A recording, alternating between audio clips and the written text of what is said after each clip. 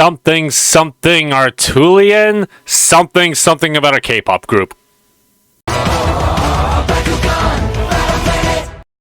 The first part is Dog Days. The awesome ones just built a Bakugan field in the park. Now we can Bakugan battle without damaging things around us. I mean, that was never an issue, wasn't it? According to previous episodes, the drone was supposed to fix everything destroyed after a fight is finished, so... What? The only reason why this would be an issue is because you guys would act really irresponsibly not battling with the drone up. While the awesome ones go have fun, Lightning discovers a new Bakugan, Artulian, voiced by Rob Tinkler, and I gotta say, he is an amazing looking Bakugan. Absolutely love the armor plating and the literal shoulder blade he's got. Definitely comes off as a super robot knight that can probably do cool Power Ranger-esque moves. A Pirate's character card was leaked out through TCG Player back in the day, but the toy unfortunately never made it out of the prototype stage, therefore we will never see a real life version of this in anyone's collection.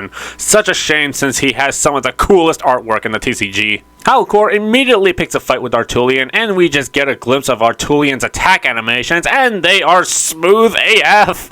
Artulian gets knocked out, but wakes up messing up with Halcor again, which I'm pretty sure is getting everyone confused. Are we watching the main reboot series, or are we watching one of those Brawl Stories episodes from YouTube?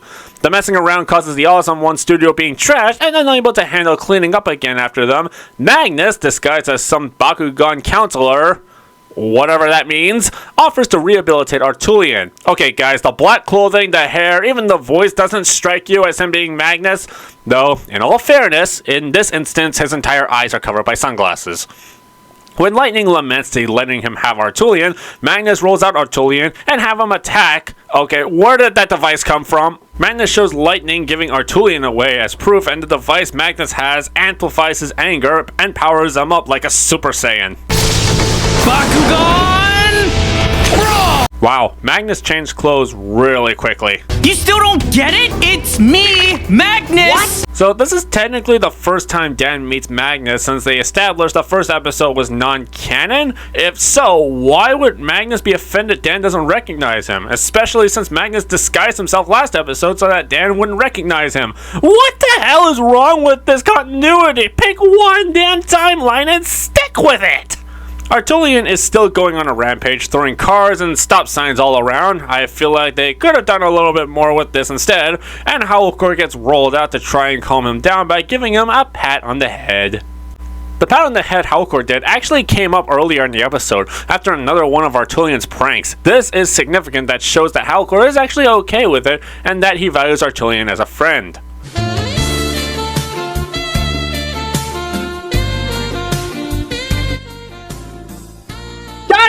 Dawson, stop ruining my videos!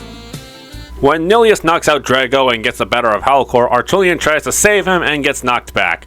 Lightning explains that Magnus tricked Dan into giving Artulian away, and Artulian teams with Halcor against Magnus. And this action sequence, I gotta say, is actually pretty cool. It's very well animated for what it is, and pretty cool to watch. Magnus runs away when the other Awesome Brawlers arrive, and everyone finally gets the dynamic between Artulian and Halcor. We move on to In Focus, where the Awesome Ones are shooting random funny videos. Are we ever going to Bakugan battle again? Battling is important, but so is what we're doing. Relaxing and having some fun. That's how the Awesome Ones roll. This part here is actually really important that sets the stage for the episode. Making all of that, it will be on the test. Leah's hot mom, Veronica, wants to do an exclusive story on the Awesome Ones, and when Strata catches wind of it, he concocts a plan to stroke Dan's ego in order to distract them to steal their Bakugan. And yeah, that's exactly what happened with Strata creating some very cursed scenes. Dan Kouzo is the best brawler in the world. Dan is the... Oh my god, they sound like zombies. And it's true!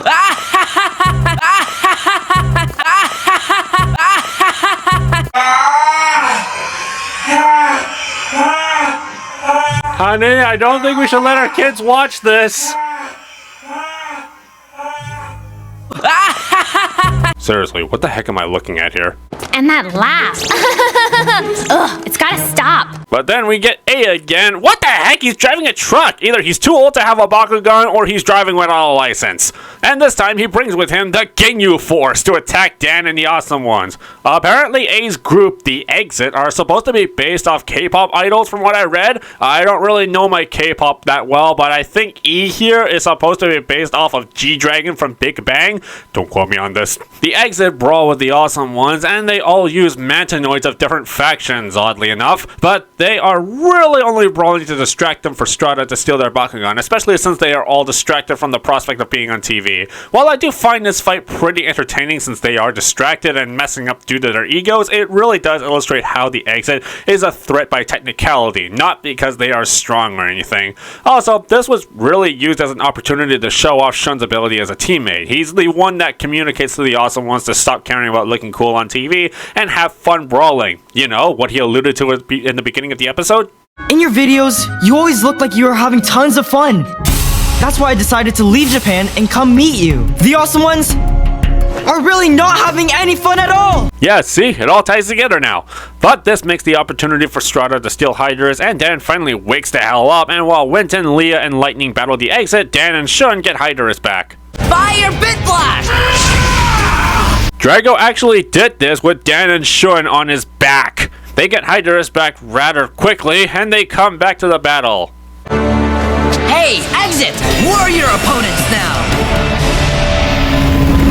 Wait, they really cut the end of the battle just like that? And we're now at the end. Wow, it seems like this last act here got pressed for time, so they had to edit out the conclusion of the fight to rush the ending. That's pretty anticlimactic. Also, this background music sounds so out of place. It doesn't fit the scene.